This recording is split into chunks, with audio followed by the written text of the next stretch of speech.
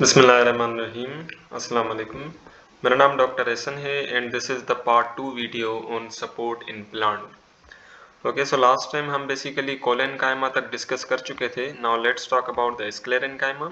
So sclerenchyma another type of supporting tissue. ठीक है, sclerenchyma भी बेसिकली एक सपोर्टिंग टिश्यू है। ये बेसिकली डेड टिश्यू है जो कि क्या करता है कि पूरी प्लांट बॉडी को सपोर्ट प्रोवाइड करता है। Okay, so they having the uniform thickness heavily lignified secondary wall। अच्छा, अब इसको मैं यहाँ पे समझाऊं। so suppose this is the sclerenchymatic cell। ठीक है, sclerenchyma बेसिकली एक टिश्यू है जो कि काफी सारे sclerenchymatic सेल से बना हुआ है। Okay, so this is a cell membrane, this is a cell wall।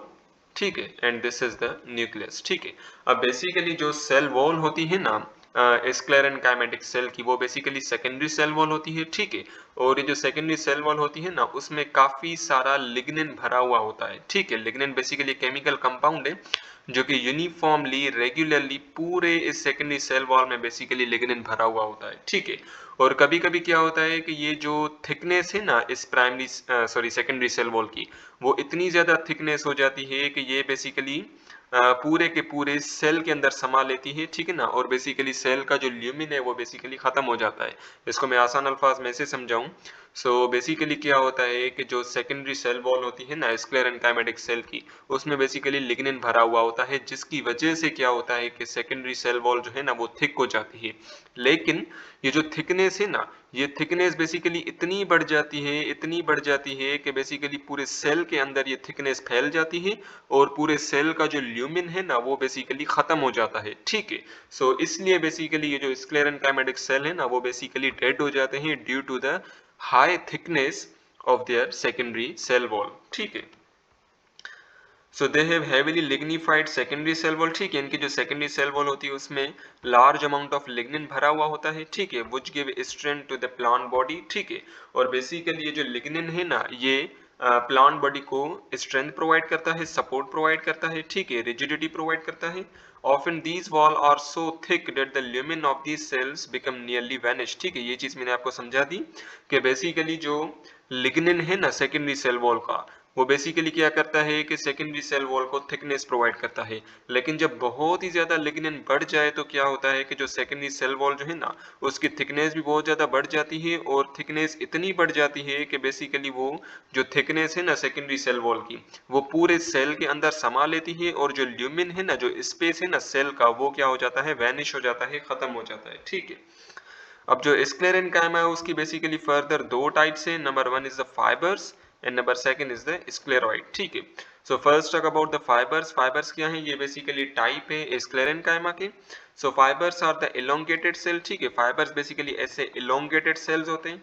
ठीक है, यूं ऐसे एलोंगेटेड सेल्स होते हैं विथ टेपर्ड एंड। ठीक है ना, इनकी जो बेसिकली एंड होती है वो नोकीली होती है, टेपर्ड होती है। ठीक है, यहाँ से भी टेपर्ड होगी और यहाँ से भी ऐसे नोकीली टेपर्ड होगी। Okay, so they are tough and strong but flexible. ठीक है, अब बेसिकली जो फाइबर्स है ना, फाइबर सेल, वो बेसिकली टफ होते हैं, स्ट्रॉन्ग होते हैं, रिजिड होते हैं, और उनमें इलास्टिसिटी यानी कि वो बेसिकली फ्लेक्सिबल भी होते हैं। ठीक है ना, उनमें बेसिकली खिंचाव भी मौजूद होता है। Okay, so now let's talk about the sclereids. Sclereids को बेसिकली हम स्टोन सेल्स भी कहते हैं। ठीक है, so they are the variable of in irregular in shape. ठीक है, स्क्लेरॉइड का जो शेप होता है ना वो इरेगुलर सा होता है। ठीक है, The simple unbranched scleroid are generally called the stone cell। ठीक है, सो बेसिकली इन्हीं स्क्लेरॉइड्स को बेसिकली हम स्टोन सेल भी कहते हैं, और यही स्टोन सेल जो है ना वो नट्स में पाए जाते हैं। ठीक है, और बेसिकली सीड के जो हार्ड पार्ट्स हैं उनके अंदर भी स्क्लेरॉइड्स पाए जाते हैं। Okay, so now let's talk about the tracheids. ठीक है, सो ट्रैकिड बेसिकली सेल है जो कि जाइलम के अंदर पाया जाता है। So tracheids are the elongated tubular heavily lignified dead cell. अच्छा, ये चीज भी आपने ध्यान में रखनी है कि जो जाइलम है ना, जाइलम के अंदर जितने सेल्स हैं, specially tracheids and vessels, so tracheids and vessels ये दोनों सेल क्या है, these are the dead cell. ठीक है, और इन दोनों की जो सेल वॉल होती है ना वो भी बेसिकली लिग्निन से भरी हुई होती है। ओके, सो जो ट्रैकिड्स होते हैं ना वो इलोंगेटेड होते हैं और ट्यूबुलर होते हैं। ठीक है, सो इसको मैं यहाँ इस वाले डायग्राम से समझाऊं। सो दिस इज अ ट्रैकिड। ठीक है, ये बेसिकली ट्रैकिड है, इनकी टेपर्ड एंड होती है, ये बहुत ही ज्यादा इलोंगेटेड होते हैं। ठीक है, हैविंग लार्ज होलो कैविटीज। ठीक है, सो बेसिकली इनके अंदर होलो कैविटी होती है। ठीक है, so they have oblique transverse wall. अब इनकी बेसिकली ओब्लिक ट्रांसवर्स वॉल होती है, इसको मैं ऐसे समझाऊं। So suppose this is a tracheid.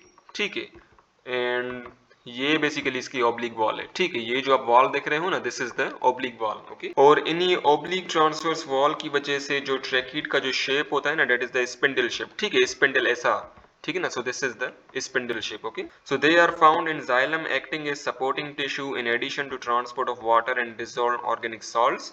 अब बेसिकली ट्रैकिड्स जो है ना, ये जाइलम के अंदर पाए जाते हैं और ये जाइलम को एज अ सपोर्ट प्रोवाइड करते हैं, ठीक है। सो ट्रैकिड्स क्या है, these are the supporting cells, और ट्रैकिड्स के अंदर वाटर फ्लो करता है और वाटर के अंदर जितने भी डिसॉल्व्ड सॉल्ट है ना, डिसॉल्व्ड ऑर्गेनिक सॉल्ट, वो भी फ्लो करते हैं, okay. So now let's talk about the vessels, ठीक है। वेसल्स को हम ट्रेकिया भी कहते हैं, ये भी ट्रैकिड्स की तरह ही है। ट्रैकिड्स की तरह कैसे, बिकॉज इनके अंदर भी पानी फ्लो करता है, but having no transverse wall. अब इनके पास कोई ट्रांसवर्स वॉल नहीं है। अब इसको मैं ऐसे समझाऊं, सो बेसिकली यहाँ पे फोकस करें, सो दिस इज द वेसल, ठीक है, ये वेसल है। अब एक वेसल जो है ना, this is vessel number 1, this is vessel number 2, ठीक है। एक वेसल जो है ना, वो दूसरे वेसल के साथ कनेक्ट होती है, ठीक है। और पानी जो है ना, एक वेसल से दूसरे वेसल की तरफ फ्लो करता है bye the help of these perforated plates, ठीक है। सो ये जो आप देख रहे हो ना, these are the perforated plates. इन्हीं परफोरेटेड प्लेट्स से बेसिकली पानी गुजर के नीचे वाले वेसल से ऊपर वाले वेसल की तरफ ट्रांसफर हो जाता है, ठीक है। लेकिन जो ट्रैकिड्स है ना, इनके पास कोई भी परफोरेटेड प्लेट्स नहीं होते, इनके पास सिर्फ और सिर्फ पिट्स होते हैं, ठीक है। सो ये जो आप छोटे छोटे से देख रहे हो ना, दाने की तरह, दीज आर द पिट्स, ठीक है। अब ये एक ट्रैकिड है, अब दूसरी ट्रैकिड जो है ना, ये इसके ऊपर होगी, ठीक है। अब फिर क्या होगा कि पानी जो है ना, इन्हीं पिट्स के थ्रू नीचे वाले ट्रैकिड से ऊपर वाले ट्रैकिड की तरफ ट्रांसफर हो जाएंगे, ठीक है। सो इसलिए बेसिकली हम कहते हैं कि वेसल के पास सॉरी ट्रैकिड्स के पास बेसिकली ट्रांसवर्स वॉल होती है और वेसल के पास ट्रांसवर्स वॉल नहीं होती। उसका रीजन ये है कि जो वेसल्स होती है ना, वो एक दूसरे से कनेक्टेड होती हैं by the help of this perforated plates, और जो ट्रैकिड्स होती हैं वो कनेक्टेड होती हैं to other tracheids by the help of this perforated by the help of this pits, okay. And place end to end forming a structure like open water pipeline, ठीक है। मैंने आपको बताया था एक वेसल जो है ना, वो दूसरे वेसल के साथ कनेक्टेड होती है, ठीक है। और ये क्या करती है, एज अ पाइपलाइन की तरह रिजेम्बलेंस देती है, ठीक है। सो बेसिकली क्या होता है कि इनके अंदर होलो कैविटी होती है और पानी जो है ना, इजीली एक ट्रैकिड से दूसरी ट्रैकिड की तरफ ट्रांसफर हो जाता है bye the help of these perforated plates, ठीक है। So vessels are also found in xylem and acting like the tracheids, ठीक है। वेसल बेसिकली जाइलम के अंदर पाए जाते हैं और ट्रैकिड्स की तरह एक्ट करते हैं। एक्ट यानी कि बेसिकली वेसल्स के अंदर भी क्या करता है, पानी फ्लो करता है, और पानी के अंदर जितने भी डिसॉल्व मिनरल्स हैं और डिसॉल्व ऑर्गेनिक सॉल्ट्स जो है ना, वो भी बेसिकली फ्लो करते हैं, okay. So now let's talk about the annual rings, ठीक है ना। एनियल रिंग्स बेसिकली ट्री की स्टेम में बनता है, और ये एनियल रिंग जो है ना, वो बेसिकली प्लांट की एज को शो करता है, okay. So the plant of temperate region, temperate यानी कि जो मॉडरेट रीजन होता है, accumulates secondary xylem in form of concentric layers। अब बेसिकली ये चीज भी आपने ध्यान में रखनी है, जाइलम और फ्लोएम इन दोनों की फर्दर टाइप्स होती हैं। एक होता है प्राइमरी जाइलम, ठीक है, दूसरा होता है सेकेंडरी जाइलम।